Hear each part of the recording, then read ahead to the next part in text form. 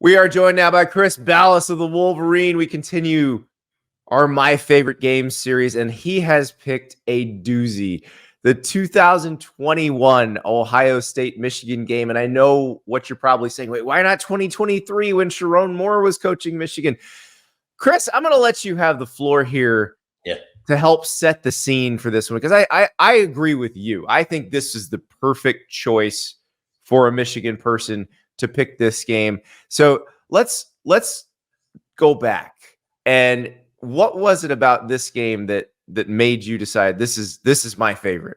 Yeah, well, you knew it was going to be an Ohio State game, right? If it's Michigan, it couldn't be. And there have been some classic games with Notre Dame over the years. You had the 3 overtime game with Michigan State in 2004. Everybody calls the Braylon Edwards game. And, you know, I'm a little older, so I could even go back and probably remember some of the 80s and late 70s games. But, you know, this one really changed the course of the rivalry, kind of like the 1969 game did when, okay, Bo Schembechler comes in and he says, Ohio State, this is going to be, now this is our focus, right? Anything else that happens, it all matters, but it doesn't matter if you don't beat Ohio State. And he kind of set that expectation. And Jim Harbaugh, you know, in 2020, after that lousy season and after 2019, he says, we're going to beat Ohio State or we're going to die trying, right? And I think Ohio State fans would say, yeah, you know, then you got Connor Stallions going out to games and so on and so forth, and that's how you did it. But I don't think that's the case at all, and I think most people around college football wouldn't say that. But this is the one, right? It had been 17 years since they'd won a Big Ten title, which is unbelievable, right? And going back to 2004, and that one was shared, and they just could not get over that Ohio State hump. And they had to do it one year, Andy, and to get themselves to believe that they could again and to make this a rivalry again. That's what made this game so important. So at this point, Ohio State has won 8 straight. Yep. They've won 15 of 16. Do Michigan people even count 2011? Because that was the year that Luke Fickell was the interim at Ohio State. You know, Tressel had been run off and because of the NCAA stuff, and then Meyer was about to come in.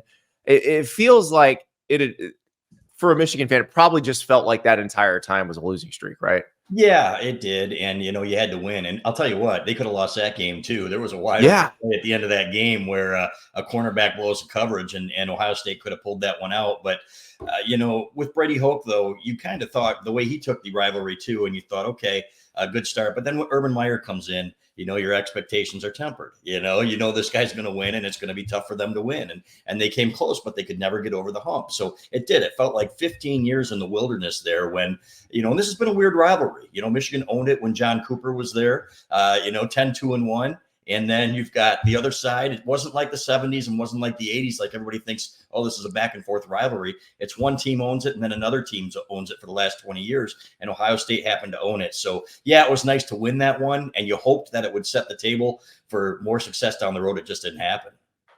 So let's go back to 2019. So at this point, 2018 was the one where Michigan came in favored and then Ohio State blew them out. But this is 2019. So this is Ohio State has come into Michigan Stadium. This is Ryan Day's first year, and they have blown out Michigan. It has been an embarrassment. And Jim Harbaugh gets asked a question after the game that I think a lot of Michigan fans were asking at the time.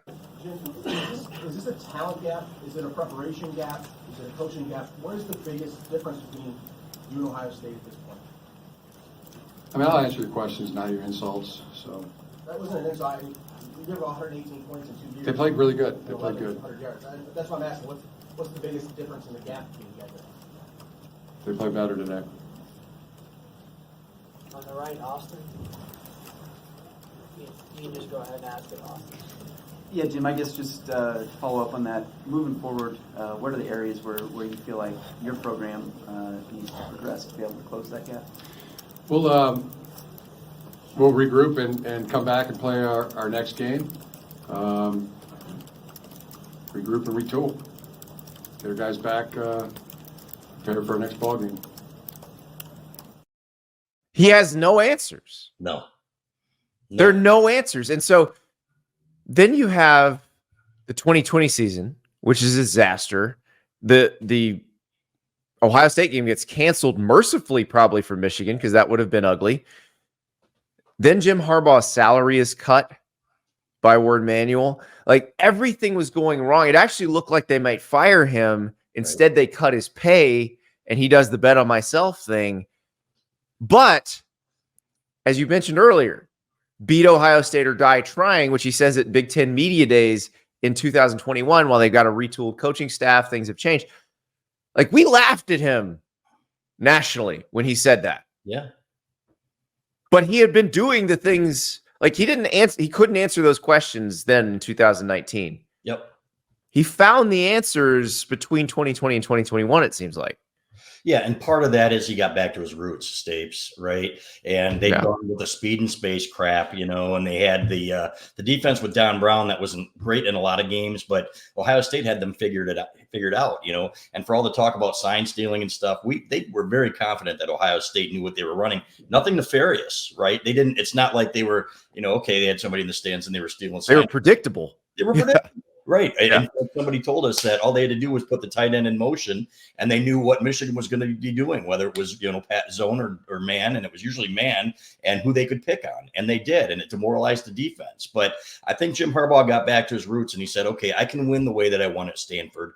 And I'm going to get back to playing smash mouth football. We're going to put the speed and space stuff away. We're going to get in there and we're going to blow them out on the offensive line.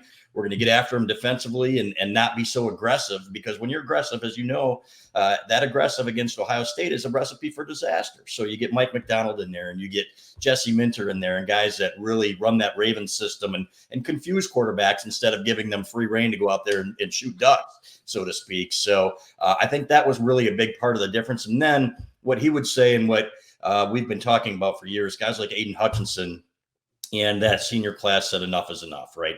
I'm not going out this way. This is an embarrassment. My dad played here. It's time for us to change this thing.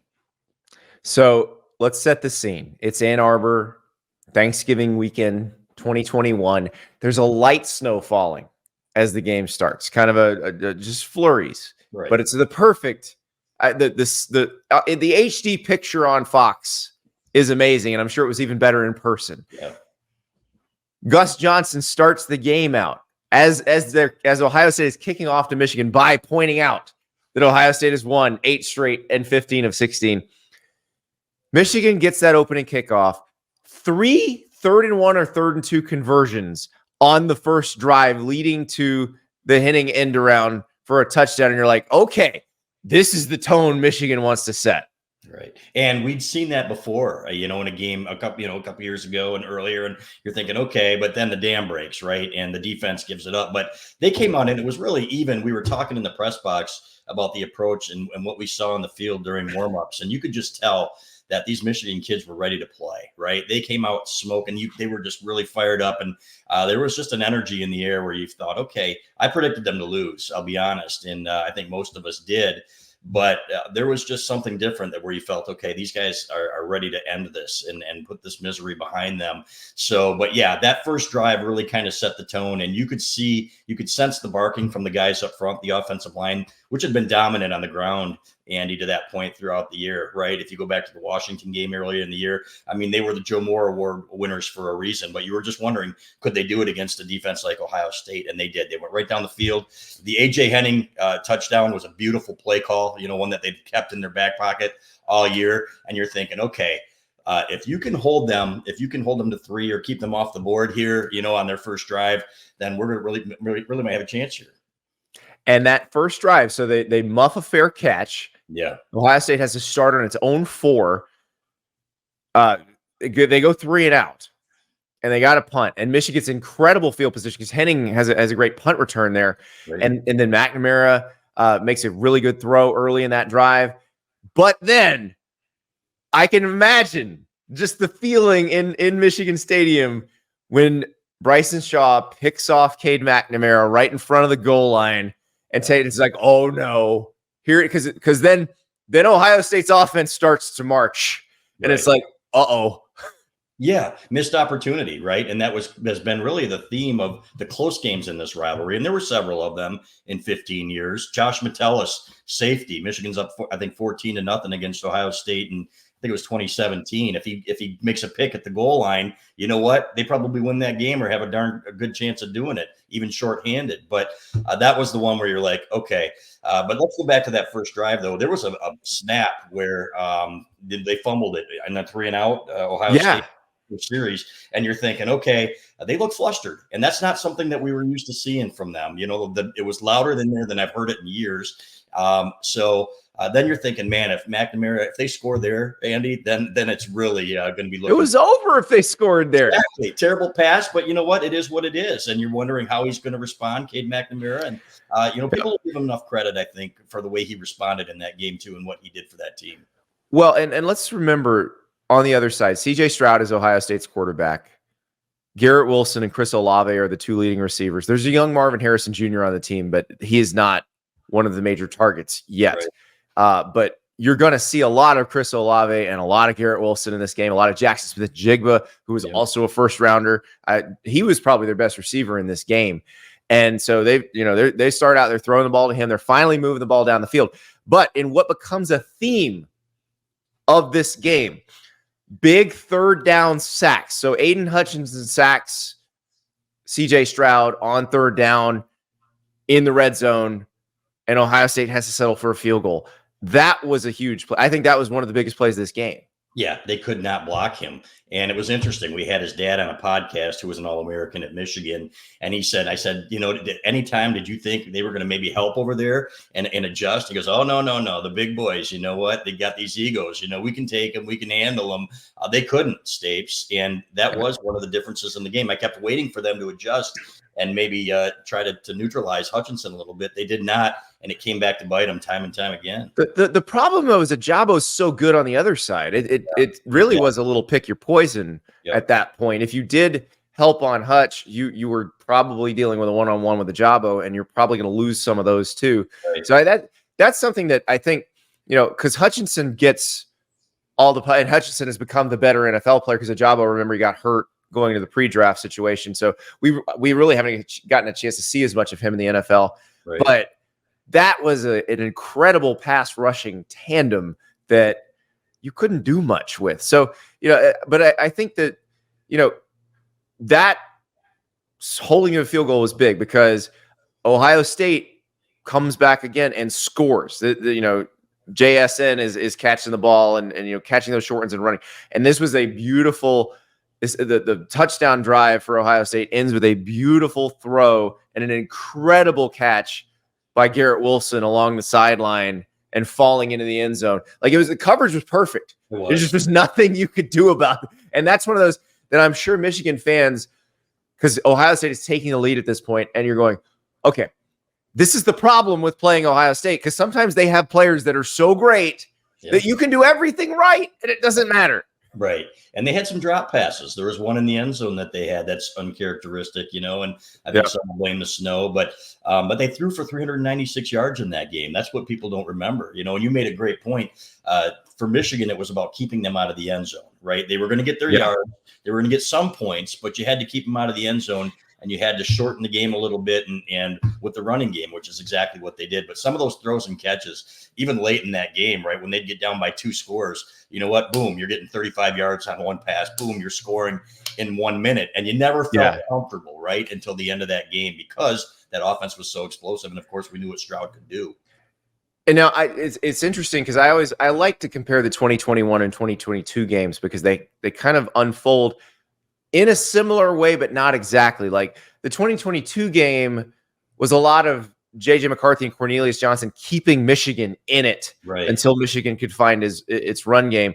This one, the run game's working, but you're so scared of what C.J. Stroud's going to do to you on the other side. You never feel comfortable. So Michigan punches one in before the half. It's 14-13.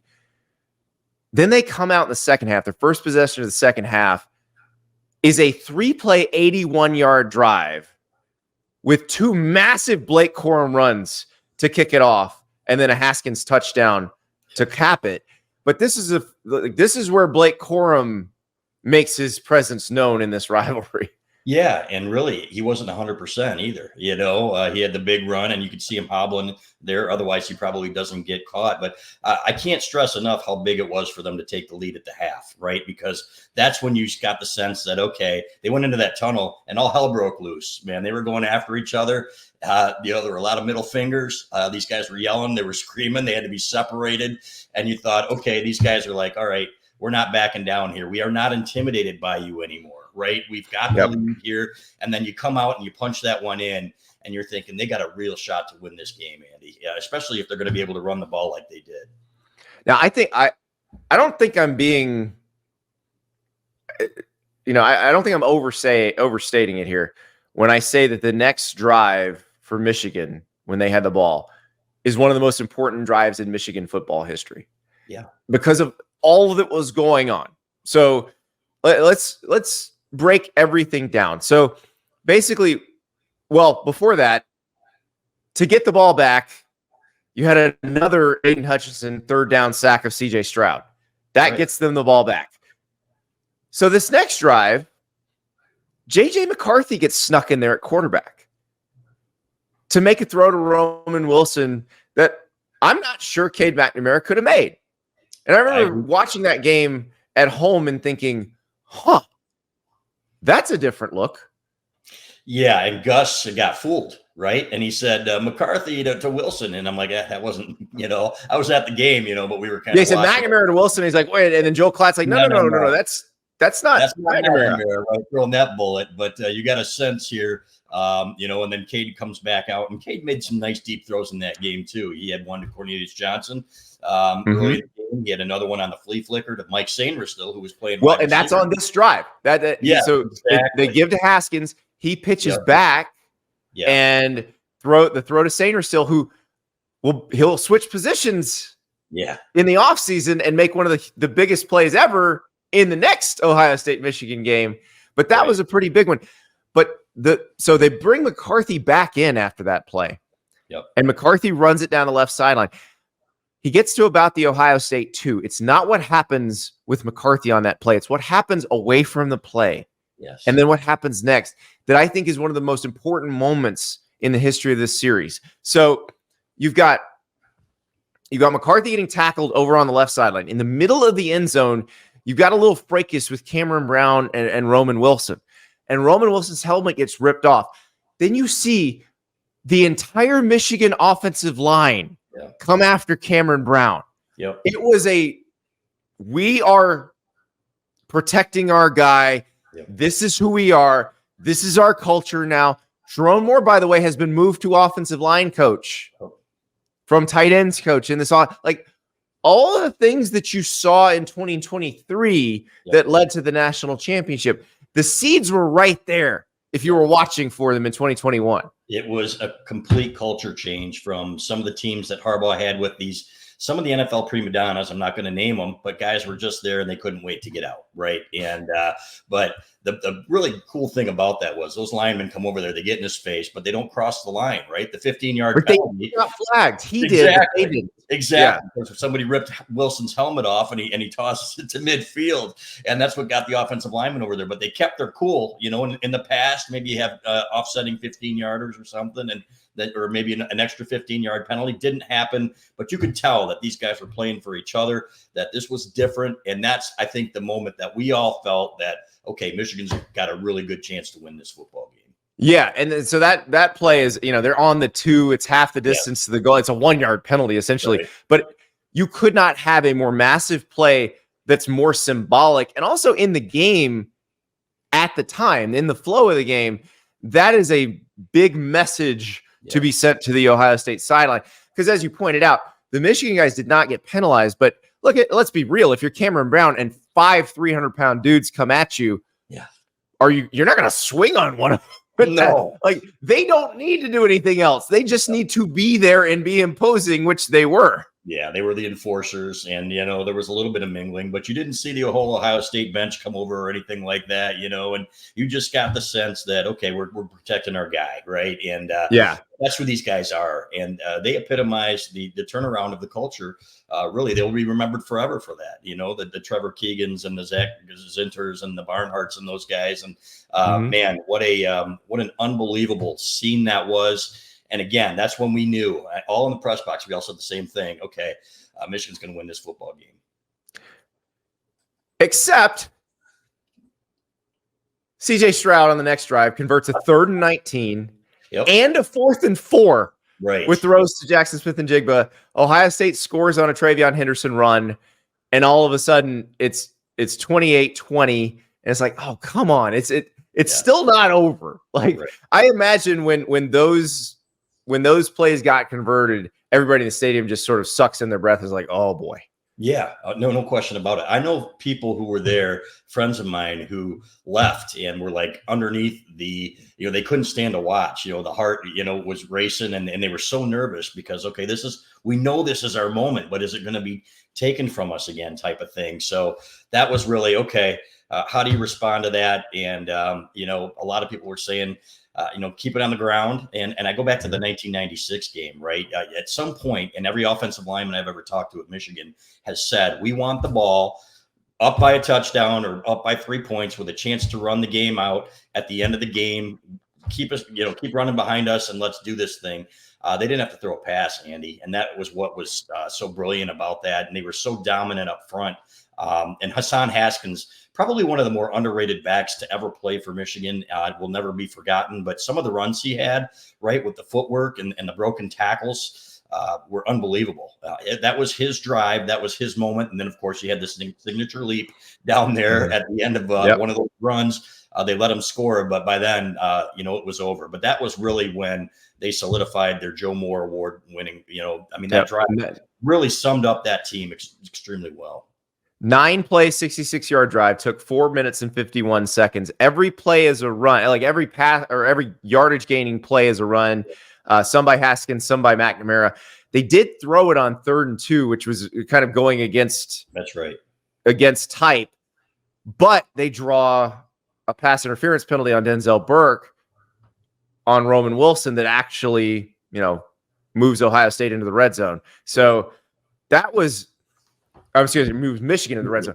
But that was an incredible drive. And as you mentioned, so they score, Ohio State answers, and then Michigan just does it again with a drive that is all Haskins runs. Yeah. Nothing but, now, like as you said, they let him score at the end, but he had gotten him, like he had essentially ended the game already. Yeah, 5 touchdowns, right? And that really cements your legacy, right?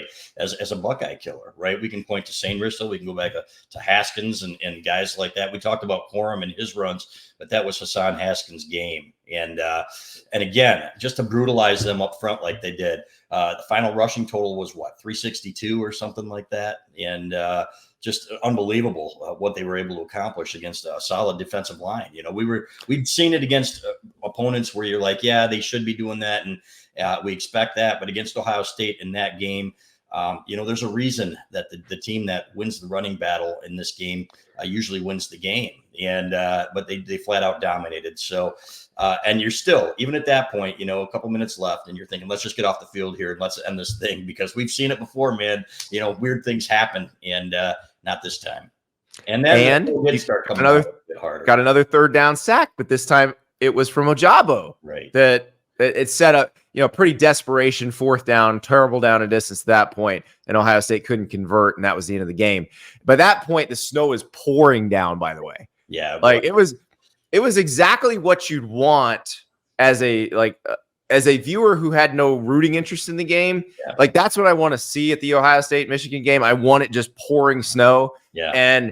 But I imagine for the Michigan fans there, the catharsis was just incredible. And you look up and all the flakes are falling down. Like it had to be pretty amazing. It was unreal. And then he flooded the field, right? And, sometimes it's not warranted. This time it absolutely was. And the party wasn't ending.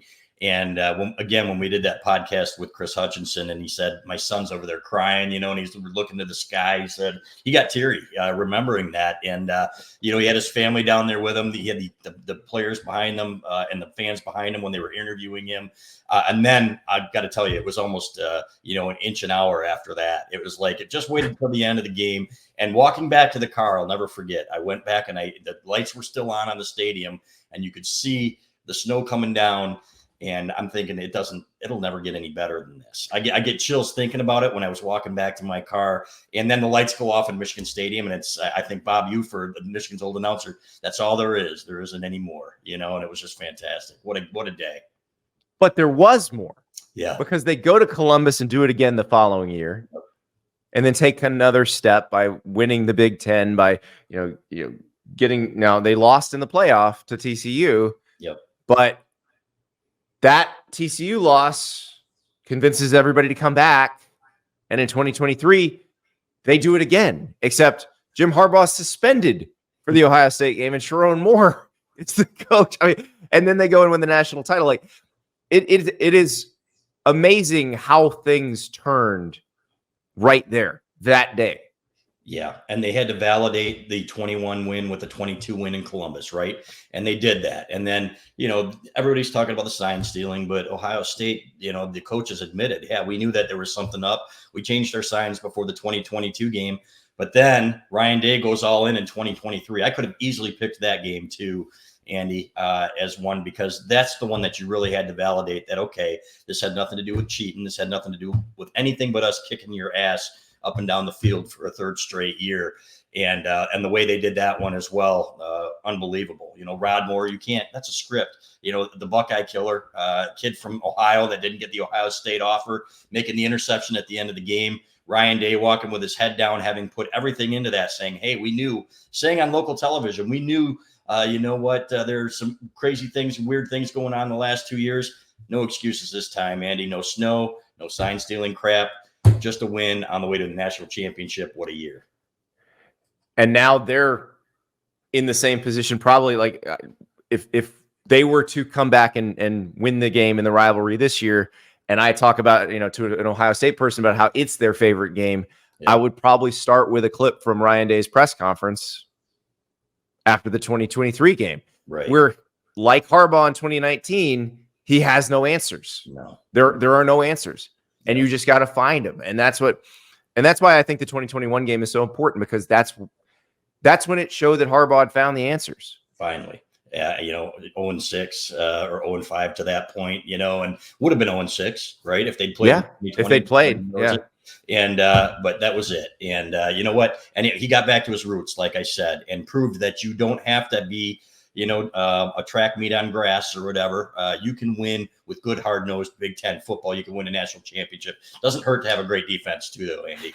Right? I was gonna say, it doesn't hurt to have elite edge rushers exactly come screaming off and sack that opposing quarterback, who turns out he's pretty good too. CJ Stroud is a common theme in these shows, because he was very tough to beat. Yeah. So Stroud and Nico Collins now down there is fantastic. It's kind of fun listening to I don't think either one of those guys beat the other one when they were at their school. So there's no trash to be talked, Exactly. Exactly. Well, Chris, this has been so much fun. I hope everybody else enjoyed it as much as I did. If you get a chance, go back and watch the full version of that game, the condensed version of that game. It is fascinating knowing what we know now to watch that 2021 game, because it really, if you watched closely as Michigan moved to the national title through 2023, all of the seeds were planted there in 2021. That was it. That was the one, and that's the why I picked it, brother. Thanks, Chris. You bet. Have a great one.